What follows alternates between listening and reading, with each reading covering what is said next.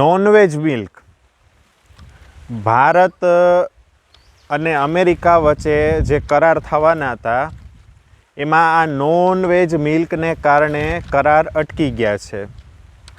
Trump સરકારને ભારત ઉપર દબાણ કર્યું પણ ભારતે ગહીન ના પાડી દીધી. આ ટ્રમ્પિયું એની જાતને શું સમજતું હોય છે. હવે મિત્રો તમને સાદી ભાષામાં સમજાવું તો નોનવેજ મિલ્ક એટલે શું? આ એવી ગાયનું દૂધ જે ગાયને એના ખોરાકમાં કે ખાણદાણમાં લોહી અને માંસ આપ્યું હોય અને એ જે ગાયનું દૂધ નીકળે એને નોનવેજ મિલ્ક કહેવાય. હવે આપણે ભારતમાં ઘણા બધા લોકો એવા છે કે નોનવેજ જોઈને ચક્કર ખાઈને પડી જતા હોય. હવે એની થાળીમાં નોનવેજ મિલ્ક પીરસવાનું. આ અમેરિકાવાળા એની જાતને શું સમજતા હશે. હવે ભારત છે એ એક સમજો ને સાંસ્કૃતિક અને ધાર્મિકતા એ જોડાયેલો દેશ છે અને આ ભારતની અંદર 38% જેટલા લોકો છે એ માંસ ખાતા નથી. પોતાની થાળીમાં દૂધ અને ઘીનો ભરપૂર ઉપયોગ કરે છે. એ લોકોની થાળીમાં ટ્રમ્પિયાએ નોનવેજ મિલ્ક પહોંચાડવું છે અને આ લોકોનો હેતુ શું છે અમેરિકાવાળાનો કે જો આ નોનવેજ મિલ્ક ભારતમાં પહોંચાડી તો ડેરી ઉદ્યોગ માટે, ડેરી પ્રોડક્ટ માટે ભારત મોટું માર્કેટ બની જાય. હવે મિત્રો તમને એક વસ્તુ કહી દઉં કે નોનવેજ મિલ્કમાં ગાયને શું ખવડાવે છે. પહેલાં તો એક સ્પષ્ટતા જાણી લો કે એ લોકો છે ને ત્યાં આગળ બધી ગાય જરસા છે, દેશી ગાય નથી, જર્સી ગાય છે. એટલે આ નોનવેજ મિલ્કમાં ગાયને શું ખવડાવવામાં આવે તો ઘોડા, બિલાડા, કૂતરા, મરઘા અને ભૂંડ એનું માંસ ખવડાવવામાં આવે. બીજા નંબરે ભૂંડડા અને ઘોડાનું લોહી ખવડાવવામાં આવે. ત્રીજા નંબરે કોઈ ગાયને કતલખાને મોકલી એનું લોહી નીકળ્યું તો એ લોહી ખવડાવવામાં આવે એના ખાણદાણમાં કે એના ખોરાકમાં. પછી ટેલો, ચરબીને ખવડાવવા પીવડાવવામાં આવે છે.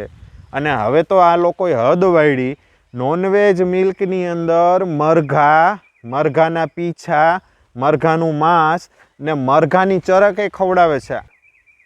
ભારતની અંદર ભારતના પ્રતિનિધિ છે અશોક શ્રીવાસ્તવે એવું કીધું કે અમે લોકોએ તો ના પાડી પણ તમે એવું કલ્પના કરો કે તમારી થાળીમાં એવું માખણ હોય જે નોનવેજ દૂધમાંથી બનેલું હોય. તમે કલ્પના કરો ખાલી આ કેટલા ટકા યોગ્ય છે.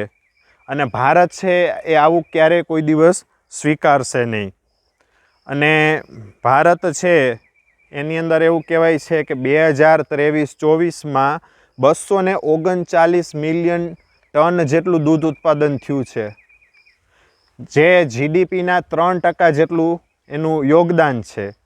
8 કરોડ લોકો છે એ આ દૂધ વ્યવસાય સંકળાયેલા છે અને 40 કરોડ લોકોને ડાયરેક્ટલી દૂધનો સપ્લાય મળે છે.